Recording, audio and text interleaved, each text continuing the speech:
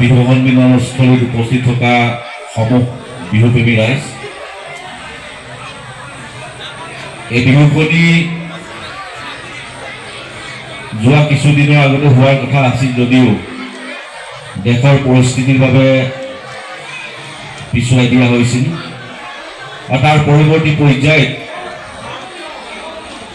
এই সমিতিখনৰ সভাপতি সুভিত মৰাণ, মাৰ্টিন কাকতি, বন্ধুবৰ ৰিমান হাজৰিকাকে আদি কৰি উদযাপন সমিতিৰ বিষয়ববীয়াসকলে আমাক পুনৰ অৱগত কৰিলে যে আজিৰ দিনটোত তেওঁলোকে এখন এই বিহু সন্মিলনখিনি পুনৰ উদযাপন কৰাৰ সিদ্ধান্ত লৈছে।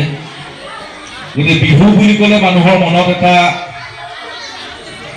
অন্তত অসমীয়া মানুহৰ মনে প্ৰাণে এটা পিৰপিৰলি থাকে আৰু বিহু বুলি ক'লেই মনত এটা মনটো উঠলি উঠে নাই, ভাল লাগে নাই?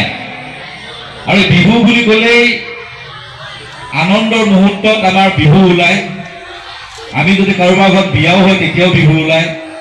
আৰু সিয়ে হ'ল অসমীয়াৰ স্বাভিমান আৰু এই বিহুৱে হ'ল অসমীয়াৰ পৰিচয়।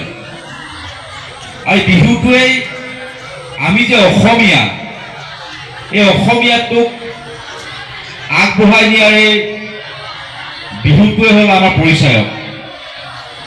গতিকে আমি যোৱাকালিও ডিৰাগ চাৰিআলিত অনুষ্ঠিত হোৱা এই বিহু সন্মিলনখনি উদ্বোধন কৰিছিলোঁ আৰু তাতো আমি ৰাইজৰ বিপুল সমাদৰ পাইছোঁ যে বিহু বুলি ক'লে অসমীয়া যে উঠলি আহে, ইয়ে অসমীয়াৰ এক পৰিচয় তাক নিশ্চয়কৈ প্ৰমাণ কৰিছে আৰু আজিও যথেষ্ট ৰাইজ হৈছে।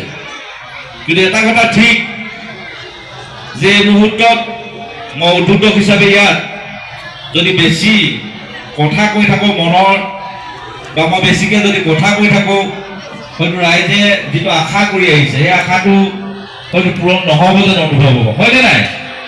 এতিয়া ইতিমধ্যে আমি অৱগত হৈছোঁ যে ইয়াতে আমন্ত্ৰিত শিল্পীসকল আহি পাইছে আৰু কিছু সময় আগত কেইবাগৰাকীও কণমানি ভাইটিয়ে খুব সুন্দৰকৈ ইয়াত ঢোল বাদন পৰিৱেশন কৰিলে আৰু সেইখিনি চাই আমি আপ্লুত হৈছোঁ যে তেওঁলোকৰ এই অসমীয়াৰ কৃষ্টি